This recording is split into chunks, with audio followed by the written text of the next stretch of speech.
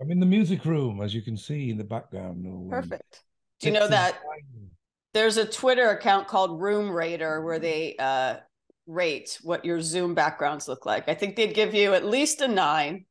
Yeah, Was it's relatively sane. I mean, there's a big box of Queen. I've got the Leopard stuff up there, like Jimi Hendrix Free, Queen, Ian Hunter's new album. I mean, that's I just keep vinyl that's emotionally I'm connected to. Yeah.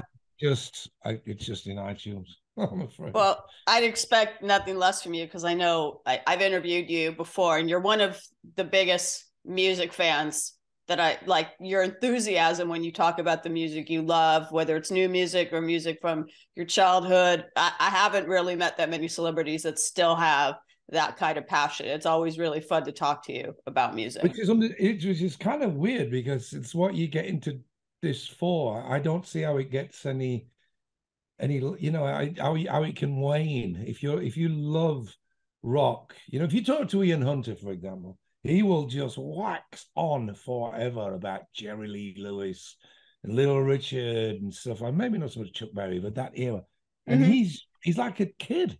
He's 84 next birthday, and he still talks as though he's 12. And I just think that's an incredible uh, kind of it's a gift that you have. Yeah. And by the way, that's an incredible shirt. I wore it because I know, well, I mean, Diamond Star Halos, I know. I Yeah. didn't wear this shirt by coincidence, Joe. I wore it hoping you would I was notice. wondering. I was wondering. I'm a big T-Rex fan myself. So, and I really appreciated the last album, which had so many glam rock influences. But I want to ask about Drastic Symphonies. I mean, there's so many things we could talk about, but I want to start with that because when you were, I mean, you're British. When you were a young boy growing up in Sheffield, listening to Debriath and T-Rex and Mott the Hoople and stuff. Did you ever, and I assume the Beatles, I mean, did you ever imagine you'd be at Abbey Road with the Royal Hello. Philharmonic Orchestra? There, you got the Beatles shirt on. Perfect. Yep. Yeah. So there, probably not a coincidence. So you're at Abbey Road, you're with the Royal Philharmonic Orchestra. Your songs are being reimagined with the orchestra. You're actually on one song, Too Late for Love, I think even like duetting with your younger self in some kind of time traveling way. Like, Yeah. I mean, obviously, I think you always loved music and probably thought you would go into music in some way, but I mean, you could not have envisioned this must be a real career high for you. No, no. That we've done so many things in our career that we hoped for, but we didn't necessarily think would happen because they don't always. I mean, look, when the lottery's at 300 million and somebody walks into a gas station and buys a ticket, do they really think they're going to win? But they won't if they don't buy a ticket. So that's the metaphor, really, isn't it? We've achieved so much, yet we still don't think we've achieved all with great glass. Wow. We I don't think it's much better than my Joel Osteen cup of tea here. We've achieved so much, but there's so much more that we want to achieve.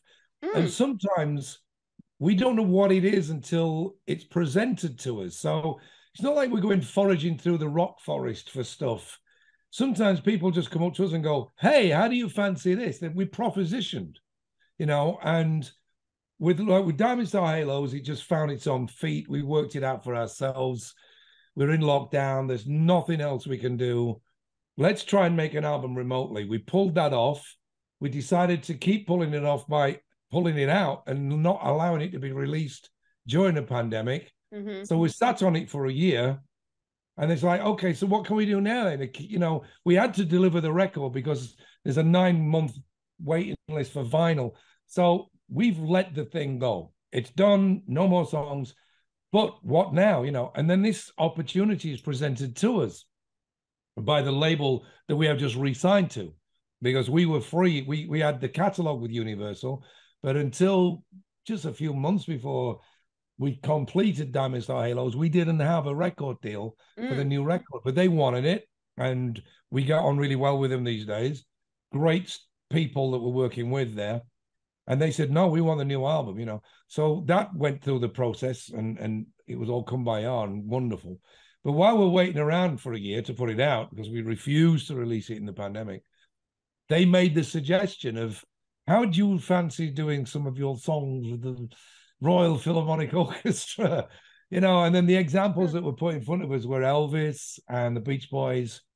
And we realized when we listened to them, when we thought about them, that those artists weren't really in a position to get too involved in it through one reason or another.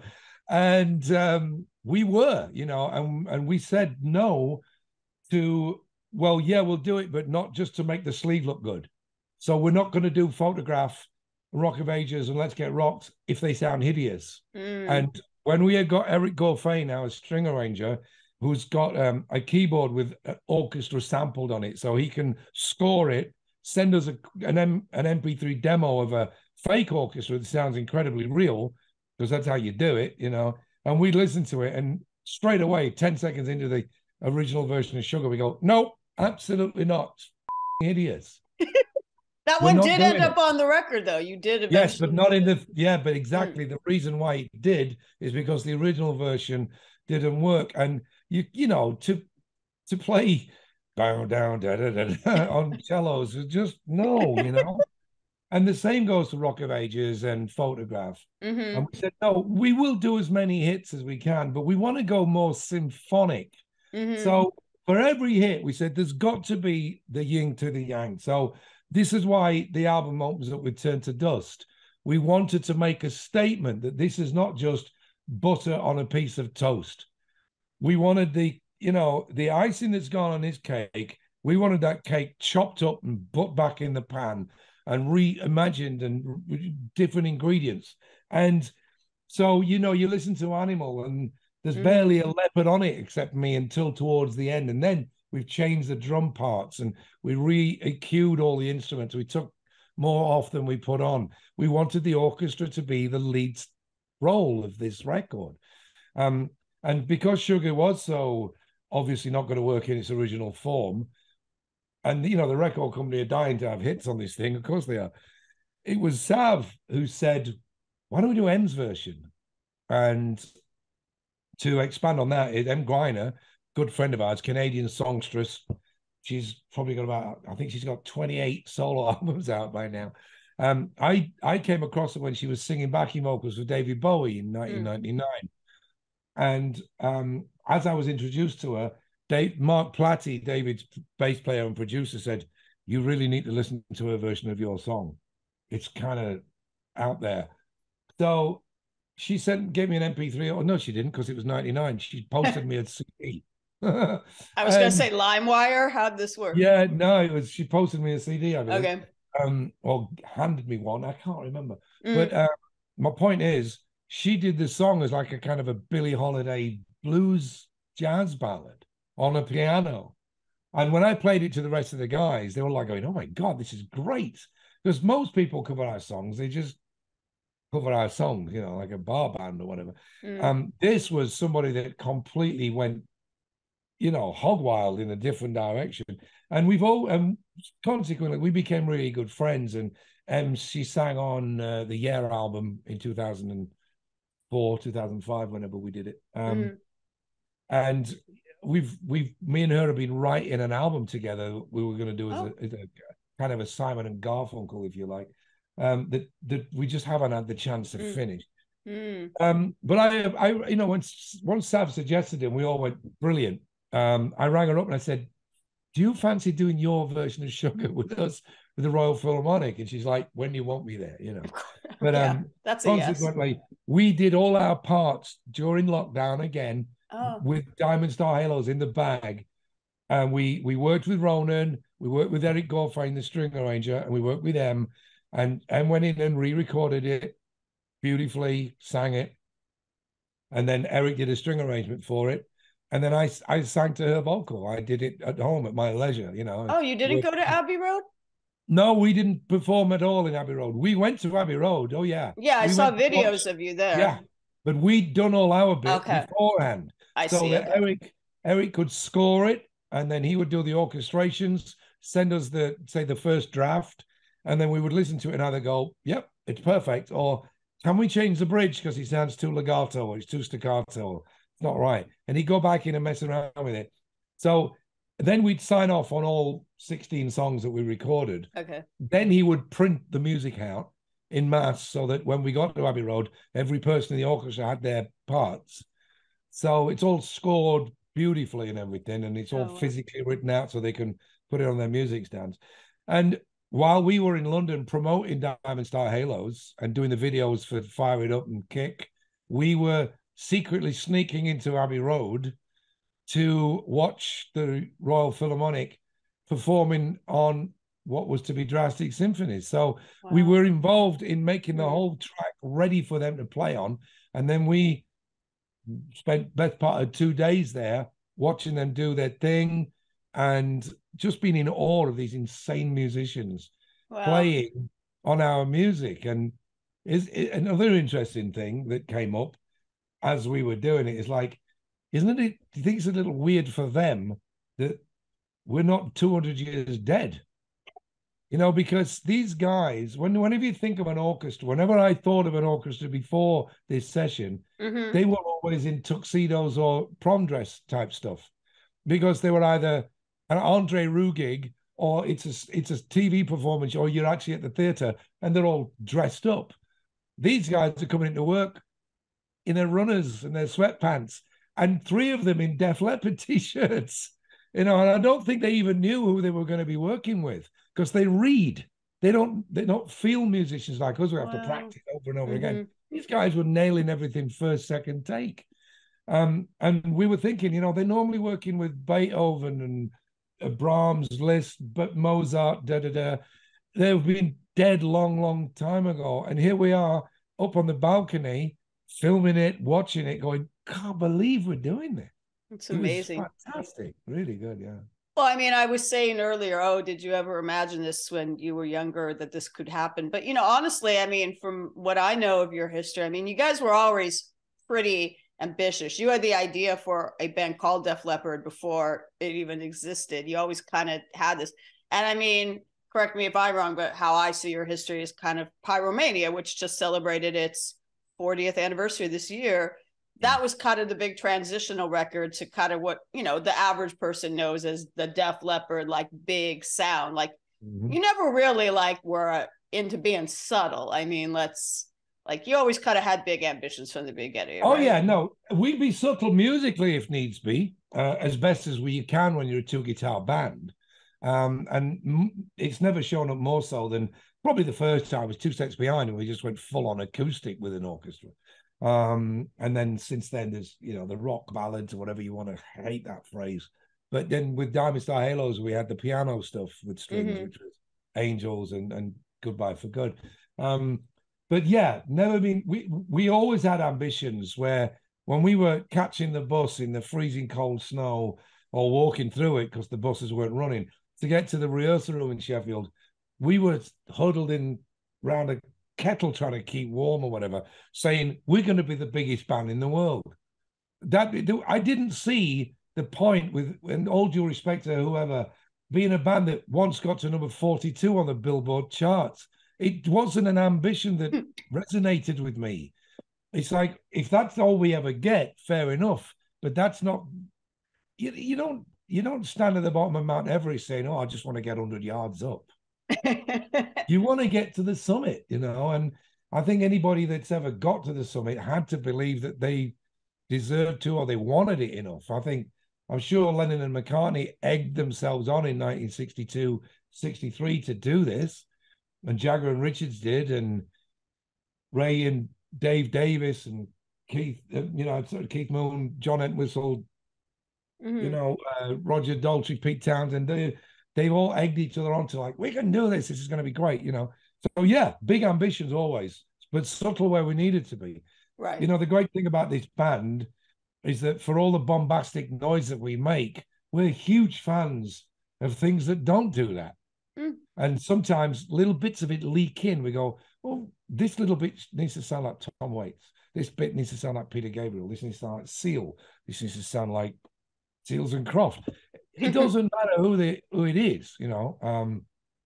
Alison Krauss being on Diamond Star Halos on a Country Teens record, which just added an insane amount of credibility to it for us, you know. And also she did Lifeless as well. So it was like, we've never been afraid to go, yeah, people think we're just this bombastic heavy metal band. Yet here we are working with Taylor Swift 15 years ago, working with Tim McGraw 16 years ago, working with Alison Krauss last year. Wait, when did you work with Taylor Swift? I'm unaware 2008, of that. We did a VH1 show called Crossroads, where okay, Crossroads. You do each other's material. So I was singing things like Love Story from a male perspective. Really? She was singing Two Steps Behind and Love off the Sparkle Lounge album, and the bits of Sugar that she felt comfortable singing. Wow. Lyrically. You know, so yeah, we had a ball. You know, it was 2 weeks out of our lives. We all did the homework for a week. We spent about a week in Nashville, 2-3 days rehearsals. We shot the show twice. And then we came back a couple of months, maybe 6 months later, and we closed the country awards by playing Sugar with Taylor, because we were nominated for an award in the country awards. I have to go back on YouTube and find all this. Did you realize that? I mean, she was pretty new artist then, 2008. Did you know she was going to be huge? I mean, like she was already pretty huge then. Okay. I mean, it depends. She's just gone beyond huge. I mean, she was really popular when we did this. And okay. The fact is that, you know, we were on tour in 2007, I think it was, and somebody came in with this article on some website, and they said, "You've seen this?" And somebody asked Taylor if she'd ever worked with, you know, any other artists, and she said, "There's only one artist I really want to work with, or band, and this at the time, and that's Def Leppard." And we were like, "Wow, okay." That's so cool. You know, the album 1989 is named so because it's the year she was born. So basically, in her mom's womb through 1988, all she ever heard was us, because her mother was the big Leppard fan, and Taylor became one because of her mom. So it was great doing that show, because what you ended up doing was, we were playing this theater in Nashville, 3,000 seater maybe, 2 nights, and we had all these little girls looking at us going, "Who the hell is that?" And we had all their parents looking at Taylor going, "Who is she?" Because they all know who we were, you know. But I bet we had a great mixture of people. We had old and new. The parents were there for us, the kids were there for Taylor, and there was mutual respect made as we made music together. And those are the moments that define who we are more than anything else, I think, is that we're prepared to go down these routes that many other rock bands wouldn't necessarily do. Well, that's a great point that I wanted to ask you about, because you said, oh, there are all these little girls watching you guys, and I bet you made some fans that day. You've always had a very big female fan base, and you've worked with other female artists. I mean, Mariah Carey covered Bringing on the Heartbreak, you know, like, you have always appealed to women. And I don't even know how to really word this. Sometimes when a band has a big female fan base, they don't get taken as seriously as, and it pisses me off as a female music fan myself. And I feel like Def Leppard, Duran Duran, the Beatles probably, when they first started out, and all they had their first fans were screaming girls. Like, I'd love to get your thoughts about that, because you've always appealed with your melodic sensibilities and you know, to people like Taylor Swift, people like Miley Cyrus, people like Mariah Carey, people like myself. Not that I put myself in that category because I can't sing, but you know what I'm saying. Why do you think that is? And was that something that kind of hurt you earlier in your career? Obviously, it makes no difference now.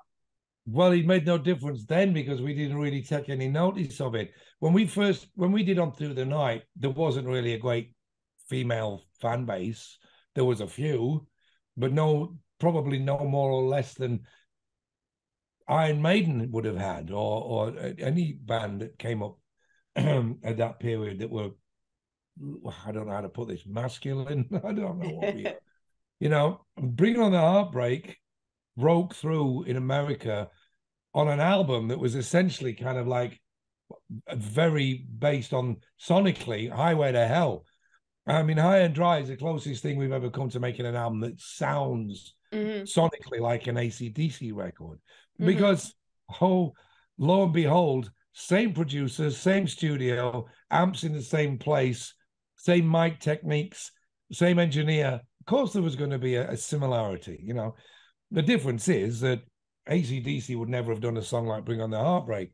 And because we shot a promo video for it on the very fledgling MTV, which was, I think it started August the 1st, 1981, we'd already finished the American tour, and the album he hadn't stiffed, but he'd done what most people's second records do, unless you're Van Halen or Boston. He just ticked along nicely, leading up to, I think Elton John's 4th album was his breakthrough, and that kind of thing. But Bring On the Heartbreak started getting a lot of airplay on MTV. And I guess because videos are eye candy, we must have looked just young and a little different to all the other rock bands that had, I hate to say this out loud, but mustaches and beards. Yeah. And we did look a little more like, you look at the video for Bring On the Heartbreak, we're not wearing denim and leather. We're wearing shiny black kind of satin white trousers. We definitely looked more Duran Duran than we looked Nawabum or whatever you want to call that movement. There was, because we non-Slade and Sweet and Bowie and T-Rex, there wore stuff like that. So I think that helped pull in a female audience, but it didn't really put the males off. I mean, and by the time this Pyromania came out, Iron Dry had gone gold, and it sold 500,000 copies, which was double what it did when it kind of peaked. But it was photographed. I mean, that was on MTV like every 5 minutes from, that was such a massive video. And at the time, I don't remember there being a lot of hard rock videos by bands that were new at the time on MTV. You were one of the first for sure. Yeah, and we were lucky as well, because there's always that grass is always greener. We were British. And there's something about, I mean, look, there's some fantastic American bands. You're looking at Boston, Van Halen, Creedence back in the 60s and 70s. But essentially, rock music that's written in the history books, the first quarter of any book worth its salt is going to either have the Stones' tongue on the front cover or the Beatles. It's going to be the Beatles, the Stones, the Who, the Kinks, Pink Floyd, Sabbath, Zeppelin. These bands, somehow there's something cool about them being British. And I think we were the next generation version of that. There was Duran Duran did the pop thing.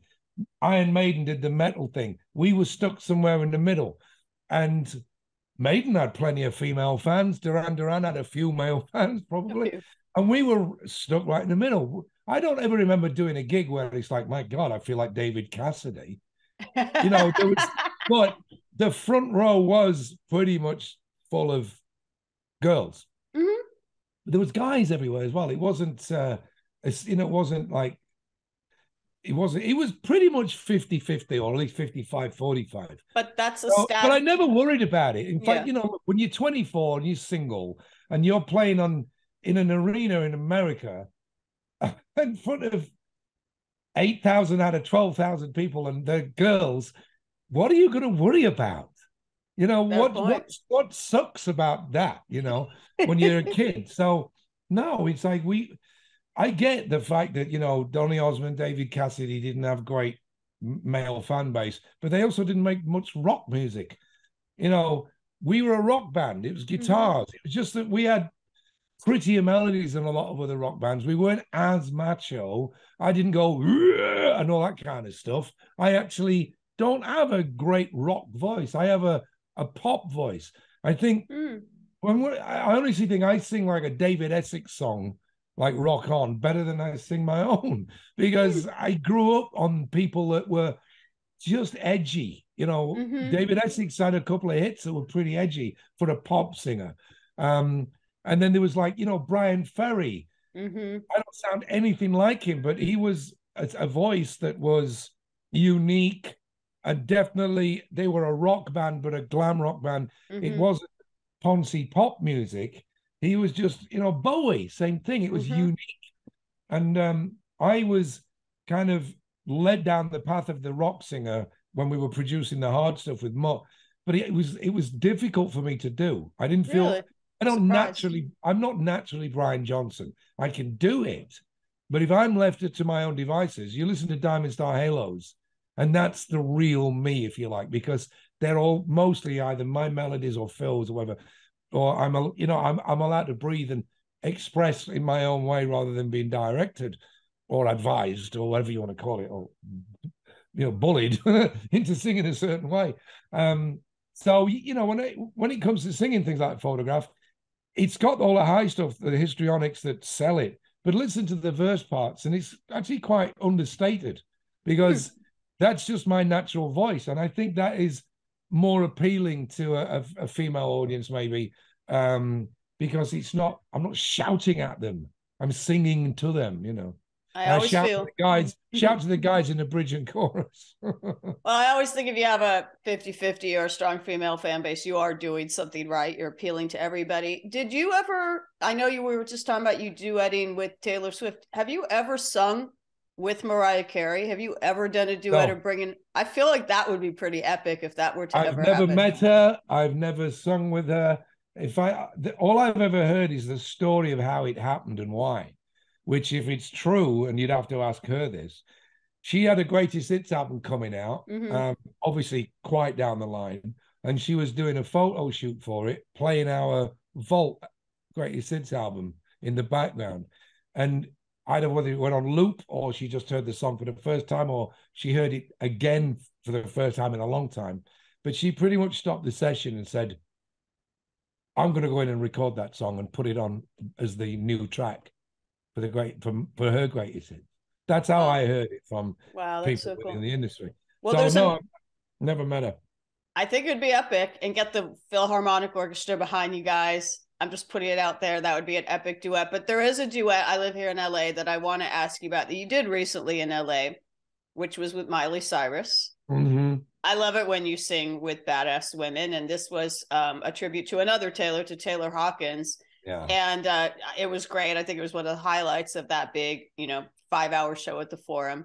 Can you tell me how that came about? Because I actually think that was something that like Taylor Hawkins had suggested or something. Yeah, there's Miley after the fact led a voice recording that she had from an answering machine out on a Twitter account or something, and it was a message from Taylor Hawkins. He's driving his car, and he phoned her up and he goes, dude, I'm listening to Def Leppard. You could kill this song. You should do it. So I'm guessing that, she's probably friends with the other Foos, and Phil is pretty tight with Pat Smear. In fact, loaned him his Hysteria, the guitar that Phil played on Rock of Ages. He lent it to Pat to play on that gig. Oh, wow. And so we got the invite. We couldn't do the London one because we were actually playing in Canada that day. But we were finished by the time they were doing the one at the Forum. So, Dave Grohl and Pat Smear very, nicely invited us down. And Pat came down to watch our rehearsals before we went out on tour last summer. And he sat there in the rehearsal room just dancing and jiving around for an hour and a half while we played the set, So he's a cool guy. I think he probably had a lot to do with it. But they invited us in and said, no, we want you in on this show. So it was great because we went down to rehearsals and Miley came. So me and her just stood side by side. And she goes, so which bits do you want to sing? She goes, I don't know, the easy bits. I'm like, thanks. Why don't you sing the high bits? It's not an easy song. I've done it. You sing the high bits, please. But she's like, no, we'll split them, So, and it was great because we were just in a circle spitballing this whole, kind of arrangement of it. And what was really cool was in the middle of Rock of Ages, just watching Grohl and Smear looking at each other, cigarette in the mouth, dangling, giggling, because they were throwing a Nirvana lick into the middle of Rock of Ages, and they were hoping that their mates would or would not notice. They said, let's see if anybody spots this, And I just thought that was cool. I also thought it was ironic that a Nirvana lick in a Def Leppard song, the very kind of music that supposedly tried to kill us off. Exactly. All of a sudden, when time passes, there's not that much difference. People move, Grohl be the first one. Having played drums with Alanis Morissette, he's and he's covered Baker Street and they did Band on the Run. These guys aren't just some, just a bog standard rock band. The Foo Fighters are the greatest thing that's happened this century, and before actually. And I love them to death. I think they're fantastic. And I have no issues with Kurt Cobain trying to kill the 80s. I don't think he tried to kill Def Leppard. I think he tried to kill 99 copyists. I think he'd have been fine if we'd have been the only ones out there, but it was saturated by our kind of music, you know. And so that's why we moved away from it after Adrenalize, and we went into record what we jokingly called commercial suicide, which was slang, you know. But yeah, the food thing was great, you know. And on the night, again, it was just one of those things that happens in charity shows. When I put my ears in and went out to do it, they didn't work. So if you watch the video, you'll see me pulling them out, and all I could hear was the monitor engineers going, "He's on the wrong channel. Do this." And I'm supposed to sing over this, pull them out. So I was only hearing the PA. I was barely hearing what I was doing. So apologies if there's a flat note here and there, but I couldn't hear what I was doing. Nobody's fault. So many people involved. There was always going to be something that went wrong. It was the same when we did the Freddie Mercury gig. Within up to about 20 seconds before we went on, nothing was working. And then it's just like, you know, okay, don't panic. Do you know why Taylor Hawkins why he called Miley and said Photograph would be such a great song for her?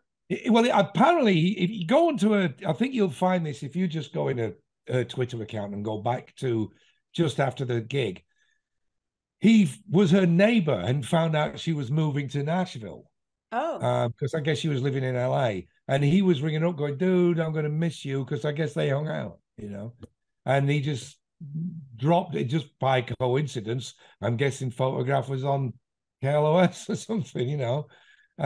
So, you know, it was just one of those happy accidents that happened. Wow. Very, very cool. Why do you say that slang was commercial suicide? I seem to recall the way it was viewed at the time was that it was sort of, and I'm not saying this is true, but like that it was sort of jumping on the grunge bandwagon or the 90s bandwagon, reacting to what was going on in that time that you talk about, where there was this backlash to hard rock and heavy metal. Yeah, there was a reaction. Yeah, we didn't jump on any bandwagons, take notice of what was going on. Absolutely. I mean, who doesn't? Bowie wouldn't be Bowie if he didn't do that. And anybody worth their salt from U2 onwards, you know, if something comes along, you think we should implement this into our sound. It's what we did in 1982 when we made Pyromania. And we said, why can't a band like us take on board the sounds of a Human League or New Order, the drum machine sound, the synthesizers, the sampling? Imagine what it would sound like if we mixed the two together. So that was seen as a positive. What we did with slang was possibly seen as a negative because people didn't really give it chance by maybe listening to it twice, specifically anybody reviewing it, and to realize that actually we weren't jumping on any bandwagon. We were just stripping our own sound back to basics. What we was doing was we wrote songs that could well have been 3-part harmonized, but we just decided not to for a change. We let the guitars come out. We put a 2-part on. We kept it a bit more basic. The songs on slang that rocked were leaning more towards high and dry, not hysteria. So it wasn't territory that we hadn't ever been in before. We weren't trying to write songs that sounded like Soundgarden or Nirvana. We were just stripping it back down because we'd done 3 albums that were massive productions. We'd done Raiders of the Lost Ark 1, 2, and 3. We wanted to do something else, not 4. And that's all it was. You know, it was a case of, well, look, the way the music's going, anybody that was around when we were doing, like, say, when Hysteria came out, and there was a lot of bands on MTV that looked a bit like us, sound a bit like us, who could shift 2 million records. By the time we were finishing the tour of Adrenalize, they were playing bowling alleys. And we didn't want to go that route by sticking to a certain sound that we invented, so we're well able to drop if we see fit and try doing something else. I think the sad thing with slang, because I think it's a great record, is that had we been a solo artist, it would have been easily accepted. But because you're a band, you're not allowed to do that. So when Bowie goes from Ziggy Stardust to Soul Boy to Thin White Duke to Berlin Electronica, and then eventually in 97 to drum and bass.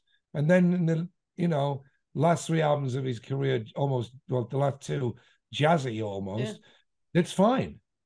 And Sting can do it too. And, maybe not so much Billy Idol, but, Seal can do it. Lots of solo artists. Beck can do it. He went from Midnight Vultures example. to Sea Change, which is like the biggest totally 180 ever. But if you're a band, it's like, how dare you, the only band that's really ever pulled it off is U2, and it was a hard fought battle to do that.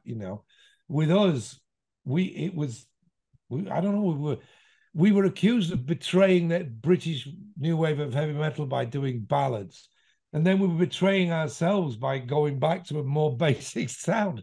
It made no sense to us, but like everything else, we don't make records for other people. We make records for us, and if we're the only 5 that own it, then giddy up, It's art. It's our art. It's our culture. It's our thing to destroy, or it's our thing to nurture. It's ours. I want to. It's nobody else's business. You know what I mean? We just hope that they come on board and buy into it. And I'm talking about the fans. But when somebody says, "Oh, they're not doing the right thing," they haven't walked a mile in our shoes to know what the right thing is. Well, obviously you're doing some of your, but I have this factoid, this trivia in my head, because you were talking about incorporating the new wave sounds in Pyromania era. Did Thomas Dolby work on that record? Yeah, he did. What did he do? Did he play synthesizer on it? Or? Yeah, he did. If you listen to the album on a pair of headphones, you'll really, now that you know that, you'll really hear it. The obvious stuff is the kind of a swirly kind of noises before Fooling is Tom. The helicopter stuff for the beginning of Die Hard is Tom. And he also shadowed a lot of the guitar parts that were minor chords, and minor chords through distorted guitars resonate quite badly, whereas a minor chord on a piano does not. So how do you make a guitar chord not resonate? Well, you either played a string at a time, which we were accused of doing the entire album that way, which we didn't. We did it on one part of a song for that exact effect. And when it was the beginning of Coming Under Fire, we overdubbed single strings over what was played by the guys to enhance the minorness of it, so it didn't resonate. But on the bridge part of Photograph, where there's a guitar under the look what you've done, there's a guitar that goes bam bam bam bam bam bam bam bam. Tom played that on a keyboard to clean it up. And the odd thing is, a lot of rock website critics, whatever you want to call them, fans, but ones that would be as happy to criticize as to praise, would always say that the heavier of the 2 albums is Pyromania from Pyromania Hysteria. And there's barely a keyboard on Hysteria, but they are all over Pyromania. So it's perception. It's all perception. We use keyboards on Love Bites, and on everything else, we pretty much orchestrated using EBOs to get a keyboard effect by putting multiple guitar parts on, like Brian May would do on a Queen record. Wow. So there's little bits of keyboards on Hysteria. There isn't a song, except maybe Action Not Words or something like that doesn't have keyboards. Listen to the intro of Rock Till You Drop, the beginning of the record. When we did that originally, and you can hear it on the box set when we played it live at Reading in 1980, I think it was a song called When the Rain Falls or something like that. We played that intro, but without the big Phantom of the Opera keyboards. It doesn't have the grandiose kind of intro that Rock Till You Drop is, and it was a perfect opener. Old Tom Dolby, who at the time asked not to be credited because he didn't want to lose his credibility. Oh man, that's why I wasn't sure if it was true. It's Booker T. Boffin on the credits, which is a kind of a hybrid of Boffin, like that's Booker hilarious. T and Booker T and the MGs. That's so funny that would have been a concern of his. Then obviously we talk about all these cross-genre duets and collaborations that you're doing now. We run out of time. We haven't even talked about the Ghost collab. But Tom Dolby played on a Foreigner record as well. I mean, Tom was gun for hire, because he's a phenomenal player and knew how to shape a song and add textures to it that the band necessarily wouldn't come up with themselves. Well, to bring it back to Drastic Symphonies before I let you go, I was surprised by you talking about the fact that, you know, you don't think, you know, you were sort of disparagingly or humbly talking about your voice. I want to know if you would ever, or if there are plans for Def Leppard to do this album or parts of it live with the Royal Philharmonic or another orchestra. I'd be very happy if you played the Hollywood Bowl out here with the LA Philharmonic, and how that would be challenging for you to do this material live, how it is challenging to sing in this format. But I'd love to see a live presentation with a symphony of these Drastic Symphonies. Yeah, it's the challenge vocally wouldn't be that difficult. I mean, I do the majority of these songs that are on that record. We've been playing them live for years. So that doesn't bother me at all.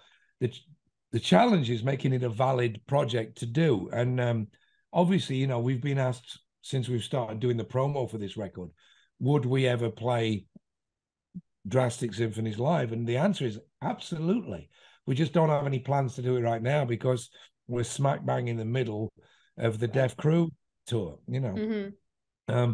But yes, I saw the Who in November at the Hollywood Bowl with an orchestra, and it was phenomenal because a lot of the Who's songs are very symphonic. Yeah. And that's why with Drastic Symphonies, we said, you know, me and Phil went to, I mean, we'd already got the album done, but when me and Phil went to the bowl to watch them, and we were just nudging each other going, this is exactly what we did. We took all the symphony. They sent the orchestra off for Who Are You, for My Generation, or whatever. They brought them back on for Love, Rain, or Me, 5:15. Any songs where they used synthesizers on the original record to mimic an orchestra. So you know, they let them come and go throughout this show. To do it at the Hollywood Bowl with the LA Philharmonic would be amazing. You know, to do it in Vegas as a residency, to do it at the Albert Hall, to do it at a theater in Tokyo. You know, these are like the little things that are they're logged in. They're not even in pencil, never mind ink in anybody's diary yet. But there's something that we absolutely would love to do because there's other songs that aren't on. We've already been discussing the amount of songs that we didn't do on Drastic Symphonies that could be orchestrated, going as far back as Overture off the first album, you know. But there's loads more. We didn't do White Lightning, which should be a great song to do. And we'd obviously do the same thing. We'd mix up. Maybe we'd start without them and bring them on halfway through and do a full-on rock set, take a break, come back on. I don't know, you know. It's just one of those things. It's a pipe dream at the moment that will hopefully become a reality, you know, sometime over the next year or two. But absolutely, no pressure on me to sing these songs. Okay. I think the arrangements work, and essentially, I'm just singing, whether I'm singing over an orchestra or I'm singing over guitars, just singing. So, well, I know I need to let you go, but just to bring it back full circle, about pipe dreams. At the very beginning of this interview, you talked about how there's still things, you know, Def Leppard haven't done yet that you'd like to do. One of them might be doing this kind of orchestral live shows. Is there a pipe dream you can share with me about what you want to do next that you haven't yet done yet? Well, that's it. You see, a lot of these ideas and things that we want to do, we don't know what they are. And that's the great thing about the journey. I don't think anybody that's ever born would want to know their death date, because you'd live your life completely differently. If, you know, some magic force said, well, I'm sorry, but at the age of 44, you're going to go off a cliff on a car. You're going to live to 97. You know, I mean, it's the journey is you don't know what it is. We didn't know we were going to do Drastic Symphonies until it was suggested to us that we could if we wanted. So we took it. My point is that we are enthusiastic as a group and as individuals to plow on forward in any which way we see fit. And when we get to whichever crossroads it is, we make a decision right there and then to go left, right, forward, stand still, or go back. Going back's not really an option unless there's a damn good reason, which I think we've done twice, which is a greatest hits record or Turn the Hysteria album or reinventing these songs, which is you know, looking back and bringing it forward. But the best thing to do is not stand still, is either go left or right. And if it's wrong, come back and then go forward. And if that's wrong, come back. Just find a way to get somewhere. And I don't know what we want to do. I've said in the past, re-achieve. We are re-achieving. We've put ourselves back in front of more people than we ever did on the Hysteria tour. You know, that started happening in 2006 when we did the covers record, and we played in front of more people than we had since the Hysteria tour on a covers album. We've built our audience up. You know, we've done a new record. We did it remotely. Again, unique. We've now done the thing with the orchestra. Not unique, been done by loads of people, but we'd never done it before. And we really went to town on reimagining the songs. We've got more songs written that we didn't get finished for Diamond Star Halos that will be on another Def Leppard album one day, which I would like to think we would again record remotely, because it was the greatest recording experience that I've ever had. So much better than anything we've ever done before. And you don't have to leave home, because we leave home a lot to tour. So you get to stay here and sleep in your own bed. You know, it's wonderful. So there isn't one specific thing that I want to achieve. There's not like, oh, I'd love to do a gig on the moon. It's not about that. It's about things like that. Yeah. And anything that gets presented to us, or anything that any one of us, we can all be sitting around, you know, just reading the paper in the dressing room, and one guy walks in and goes, I've had an idea. Why don't we do blah, blah, blah? And everybody will either go, no, or they'll go, huh, or they'll go, wow, that's brilliant. And we'll come to some kind of conclusion, and then we'll do it, or we won't. You know, that's the exciting thing. You just don't know what it is, but there's more things to do. We're not thinking of splitting up. We're not thinking of knocking it on the head. We're thinking of forward momentum, but kind of in the dark, because we really don't know where we're going except for this tour. I know every place we're going until probably 2024. Well, and after that, it's like, let's see what happens, you know. I'm excited to see what happens. Just going to put it out there. Biopic, not the 1999 VH1 movie Hysteria, the Def Leppard story. A new biopic, but we'll have to talk then when you eventually do that, or whatever you do next, because I've run out of time with you. But I've really enjoyed speaking with you. You're such a fabulous interview, Joe. I always love speaking with you. You're so passionate. And my pleasure. And you wear the greatest clothes and drink out of the most beautiful goblets. Wow, thank you. I'm going to put that on my bio or my business card. Please or something. do. You have a wonderful evening over there. You too, Casey. Thank you. Appreciate that. Thank you. Bye. Until next time. See you soon.